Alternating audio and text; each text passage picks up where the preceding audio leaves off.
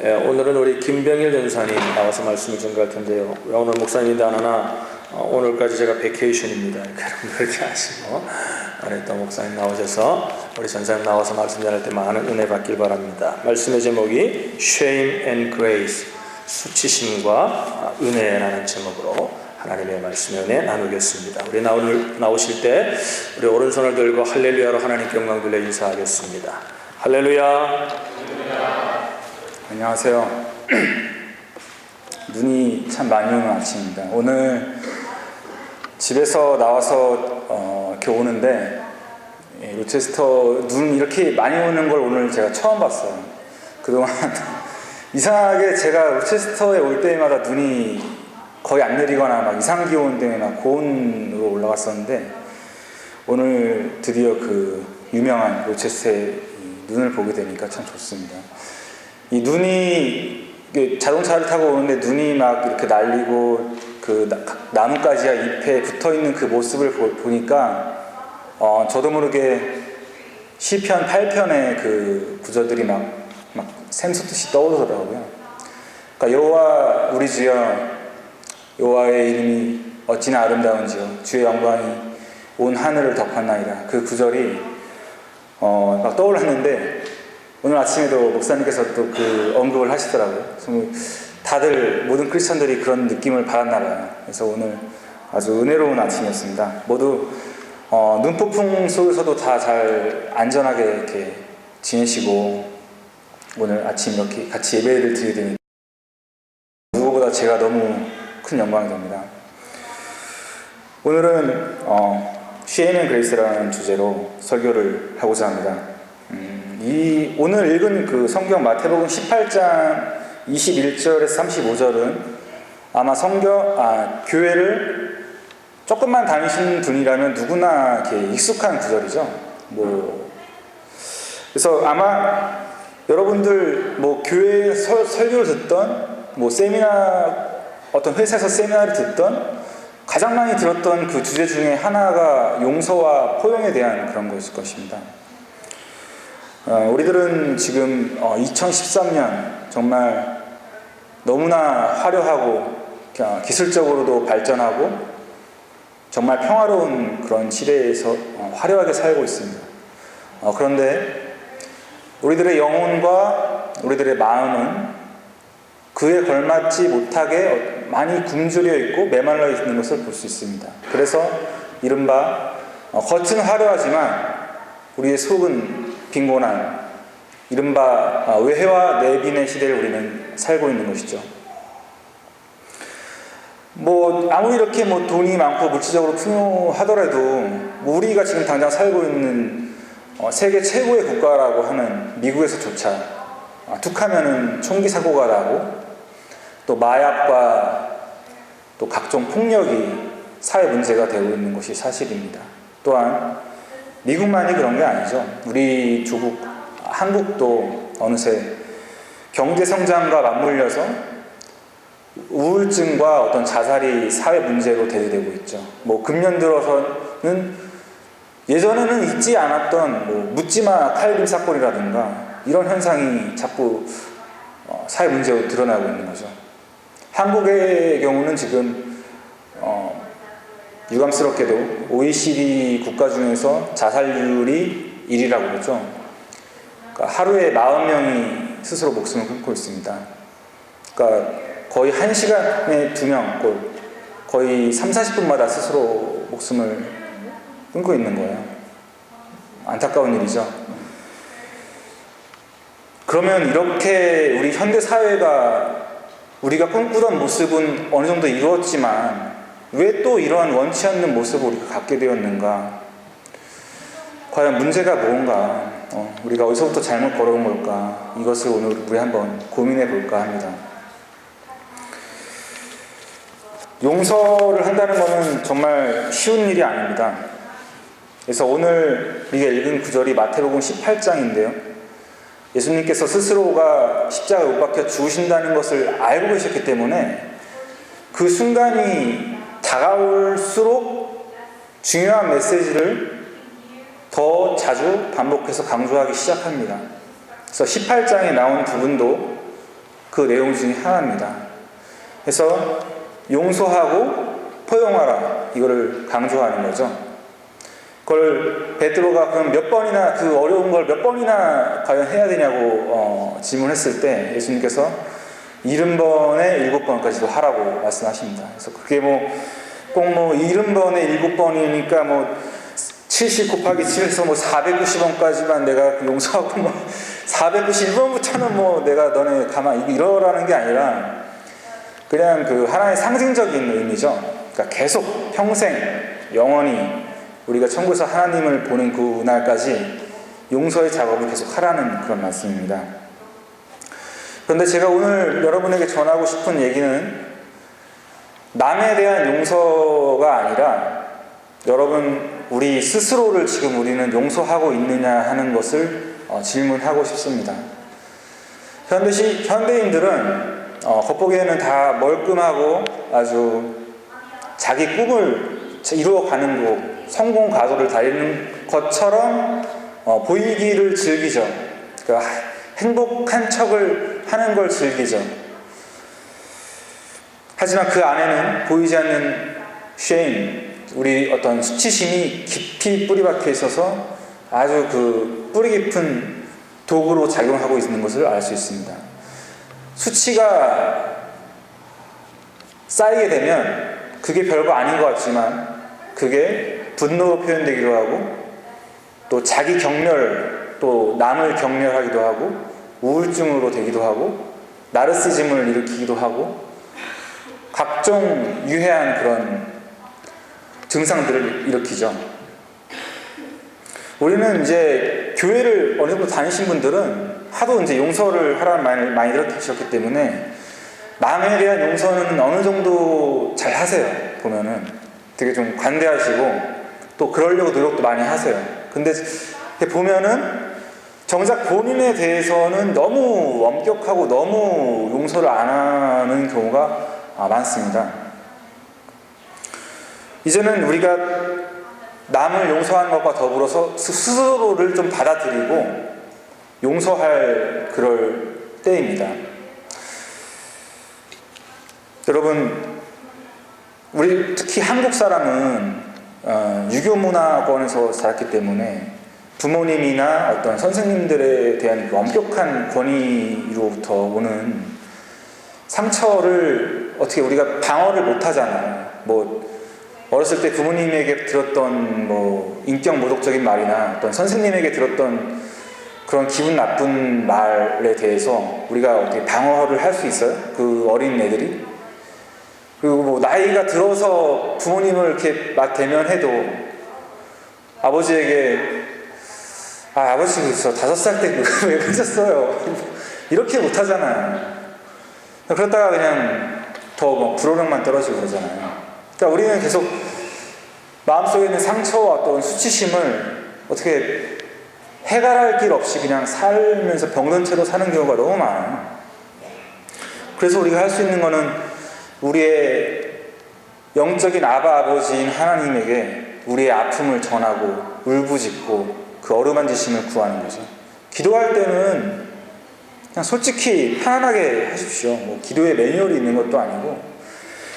제가 몇 년 전에 신대원에 다닐 때 이제 우리가 일주일에 한 번씩 채플이 있었어요, 학교에서. 근데 그 전교생이 다 이제 신학생이고 전도사고 이러니까 얼마나 이게 기도를 심각하게 서로 심오하게 하려고 그러겠어요. 괜히 그렇게 하지 않아도 되는데 심오하게 하고 나 전도사니까 이렇게. 근데 그때 이제 어느 날 그 화요일 날 그날도 채플이 있었는데 학생 대표가 나와서 기도를 하는 거예요. 그래서 저도 이제 청중서에서 이제 기도를 들었는데 기도를 이제 쫙 하다가 맨 끝에 마무리를 이렇게 하더라고요. 주님, 늘 주님께 구하고 달라고만 해서 정말 죄송합니다. 용서하시옵소서. 이렇게 하고 기도를 딱 맺더라고요.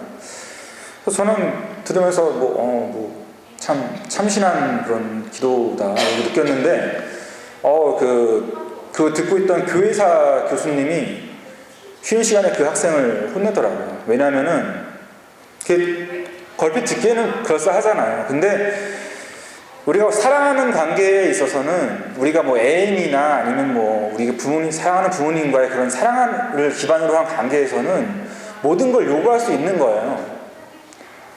우리가 사랑하는 애인이나 뭐 남편이나 아내에게 필요한 거나 아쉬운 거나 섭섭한 거는 자유롭게 얘기를 하잖아요. 마찬가지로 우리가 영적 아버지인 여호와 아버지에게는 원하는 거를 다 자유롭게 얘기할 수 있는 거예요.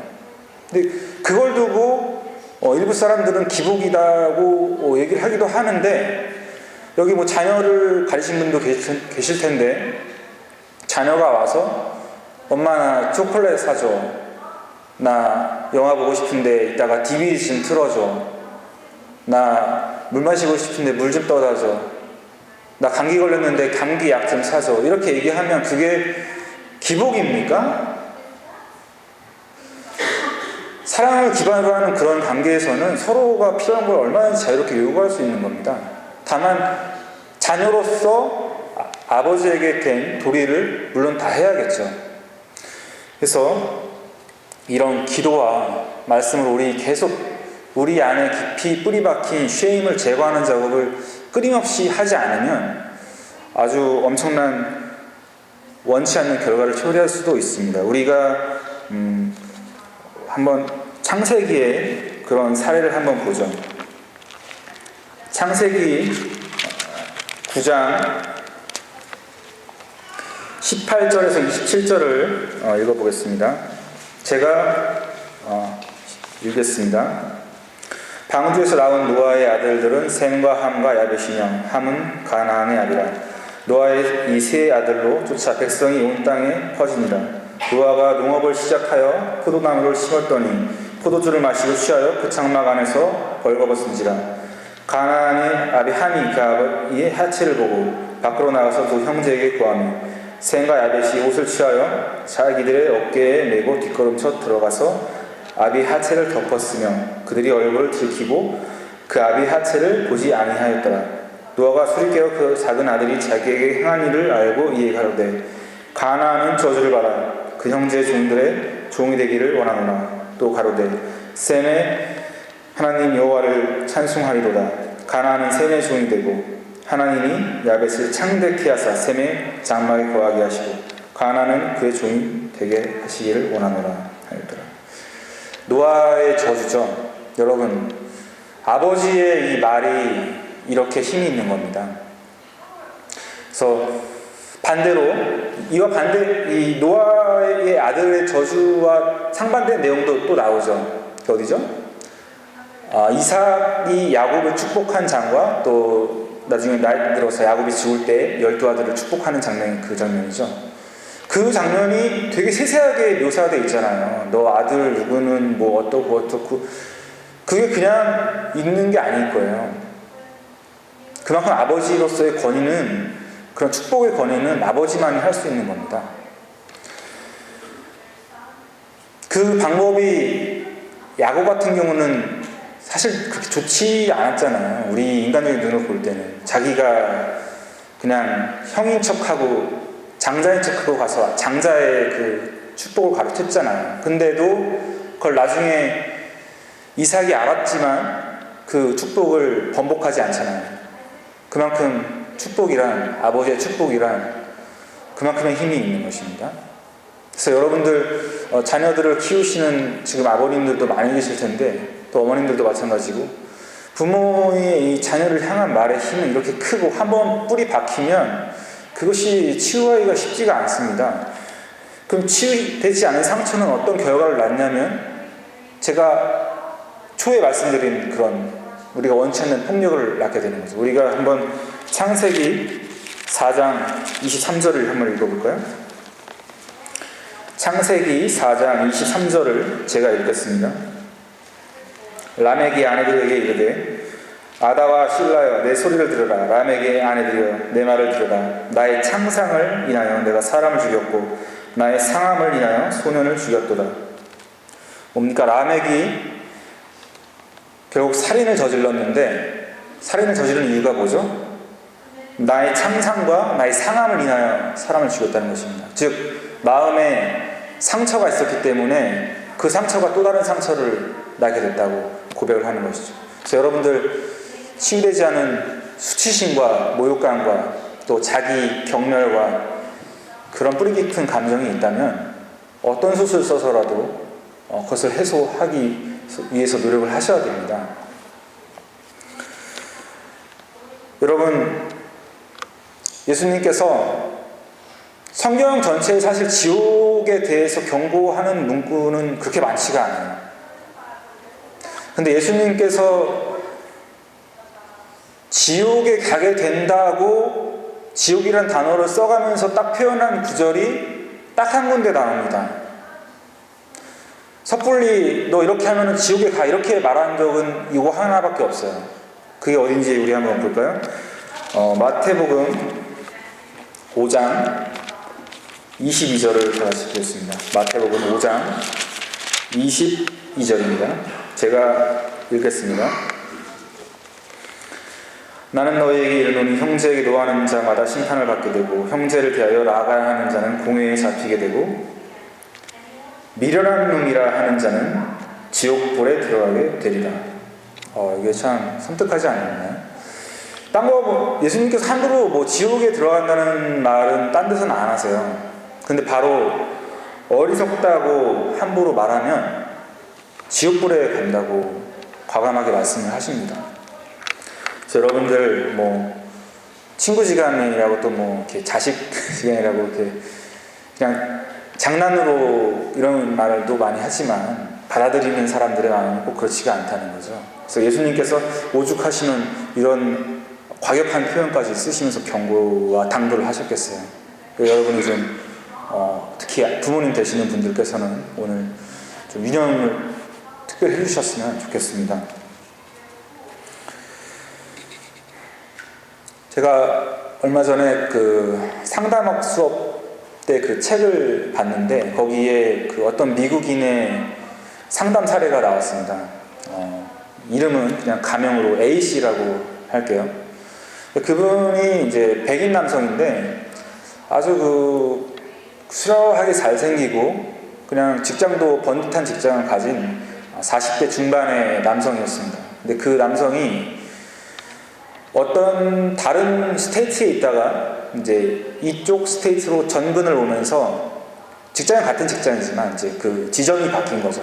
오면서 얼마 안 돼서 상담사를 찾아온 거예요. 그래서 그 상담사가 이분과 몇 주 동안 계속 대화를 하다 보다가 문제와 이 사람의 문제점과 현상을 다 알게 됩니다. 결국 이 사람은 뭐였냐면 겉보기에는 아주 수려한 핸섬한 그 백인 남성이었는데 40대 중반에 게이였습니다. 근데 게이가 된 사연에 대해서도 이제 연구를 하다 보니까 대화를 하다 보니까 어렸을 때 아버지에게 들었던 말이 그냥 아무개야 이렇게 들었던 게 아니에요. 실수를 하면 아무개야 이러면 안 되지 이런 식으로 이렇게 교육을 받은 게 아니라 너는 남자가 그렇게 힘도 없고 연약하고 어디 가서 뭘 할지 하여튼 그런 식으로 온갖 인격 모독적인 말을 다 들은 거예요. 어떤 남자로서의 그 아이덴티티를 무너뜨리는 그런 모독적인 말을 거의 매일 듣고 자란 거예요. 그러다 보니까 그 사람이 20세가 넘어 이제 성장을 했는데도 여자와 만나서 사랑을 나누는데 자신이 없는 거예요. 왜냐면 이 여자가 또 나를 남자답게 보지 않고 아버지가 나에게 했던 것처럼 나를 무시하고 그러면 난 또 자기를 증오하게 될까봐 겁이 나서 그냥 주변에 남자들과 있으면 그냥 편안하고 이러니까 또 보호받는 어떤 느낌도 들고 막 이러니까 게이로 돼버린 거죠. 여러분, 요즘의 현대인들은 가장 많은 수치심을 언제 느끼느냐면 자기가 마음속으로 정해놓은 자기의 목표와 자기의 아이디어를 도달하지 못했을 때 가장 많은 수치심을 느낀다고 합니다. 그런데 우리 믿는 사람들의 입장에서는 사실 뭔가를 이루고 이런 세상적인 기준에서 뭔가를 이루고 이루지 못한다는 건 크게 의미가 없어요. 왜냐하면 물론 목표를 갖는 건 좋습니다. 왜냐하면 하루하루 땀 흘려 이마에 땀이 나도록 살라고 하셨기 때문에. 하지만 최선을 다하는 것은 우리 몫이지만 결과를 허락하시는 것은 하나님이시기 때문에 우리가 최선만 다했다면은 어떤 시험에 떨어졌다고 하더라도 아니면 사회적인 부분에서 성과를 원하는 만큼 내지 못했다고 하더라도 그걸 수치스러워할 필요가 없어요. 하나님이 그만큼 허락을 하신 거니까 다 이유가 있으신 거거든요. 수치스러워할 필요가 없는 겁니다. 저희가 어렸을 때 세대 때만 해도 사회적인 인재상은 뭐였냐면 어떤 이 숫자적으로 높은 그런 숫자를 내는 사람들이 인재였죠. 그래서 학교에서는 높은 점수를 받는 학생이 인재였고 또 뭐 선수들은 뭐 야구 선수 같은 경우는 뭐 타율이 높고 뭐 연봉이 많고 이런 식으로 뭐 직장인들은 뭐 연봉이 높고 이런 식으로 수치로 그 사람을 평가하던 시대였죠. 그래서 상대적으로 그 수치가 내 수치가 옆에 있는 사람보다 수치가 낮으면 또 어떤 원치 않는 쉐임을 느끼고 그럴 필요가 없는데도 그런데 여러분 요즘에 이제 인재상이 바뀌고 있죠. 요즘에 이제 그 숫자로 그 사람을 표현하고 숫자로 그 사람을 인재라고 하는 시대가 아니라 요즘 인재상은 뭐예요? 옆에 사람을 얼만큼 평안하고 행복하게 해주느냐가 그 사람의 어떤 달란트처럼 이제 인정되는 그런 시대가 돼버리고 있습니다. 그래서 여러분 자본주의 시대가 줬던 어떤 숫자가 주는 강박관념에서 벗어나시고 혹시라도 그런 부분에 대한 스스로에 대한 모멸감이나 또 수치심 또 상처가 있다면 스스로를 다독여 주세요. 한국 사람들은 너무 이렇게 자기 자신을 이렇게 엄격하게 하는 것 같아요. 그냥 회개라는 미명하에 물론 어느 정도 잘못하면 회개해야 되는 건 맞는데 너무 이렇게 진지하게 그냥 뭐만 하면 막 이렇게 잘못했으면 너무 그러시는 분들이 계신 것 같아요. 하나님께서 쉐임을 주시는 거는 적당량의 쉐임을 통해서 그 사람을 성장시키기 위해서입니다. 성숙시키기 위해서. 적당량의 쉐임은 극복이 되면은 그 사람을 더 성장시켜요. 마치 음식물과 같은 거죠. 우리가 음식을 너무 안 먹으면 영양실조에 걸리지만 또 너무 많이 먹어도 비만에 걸리는 것처럼 난 쉐임을 전혀 못 느껴 안 느낄래 이러면 뭐예요? 그 사람은 완전히 뭐 아무리 잘못하고도 난 잘못 없어 이런 사람은 뭐 완전 사이코패스잖아요. 반대로 또 너무 사소한 거에 막 미안해하고 막 어쩌죠 이런 것도 스스로는 물론이고 다른 사람에게도 좋지 않은 거죠. 여러분 매일같이 학교나 직장에서 수고하시느라고 얼마나 고생이 많으십니까? 정말 힘드시죠. 또 일도 한국어로 하는 거면 모르겠는데 또 대부분 학교나 직장에서는 영어로 이렇게 하시잖아요. 그러니까 또 그게 더욱 힘들게 하시잖아요. 여러분 집에 오시면 여러분에게 자기 이름을 대시면서 아무개야 오늘도 수고 많았다. 너가 자랑스럽다. 너를 사랑한다. 이렇게 좀 스스로를 좀 다독이시는 시간을 좀 가지시기 바랍니다. 제가 존경하는 정태기 목사님께서 예전에 이제 현대 정주영 회장님께서 이제 생존하셨을 때 단둘이서 식사를 할 기회가 있었대요. 지금이야 현대가 좀 이렇게 분리가 돼서 좀 조그매 보이지만 사실 예전에 정주영 회장이 살아계셨을 때는 다 이렇게 통합돼 있어서 엄청나게 큰 그룹이었거든요. 그래서 이제 정태기 목사님이 이제 정주영 회장하고 이제 식사를 하다가 이제 물어보셨대요. 이 회사의 직원이 몇 명이나 됩니까? 물어봤대요. 그러니까 정주영 회장이 반농담식으로 나는 잘 모르겠는데 막 이렇게 얘기하셨다고 나도 잘 모르겠다고. 근데 아마 한 80만 명은 될 거라고 그렇게 얘기를 하시더라고 하더라고요. 그래서 그렇게 많은데 다 직원들을 아시냐고. 그러면 그 중에 혹시 회장님께서 총회하는 그런 제일 좋아하는 직원이 혹시 있냐고 물어봤답니다. 그러니까 정주영 회장이 그 질문을 듣고 1초도 안 돼서 있다고 딱 대답을 하더래요.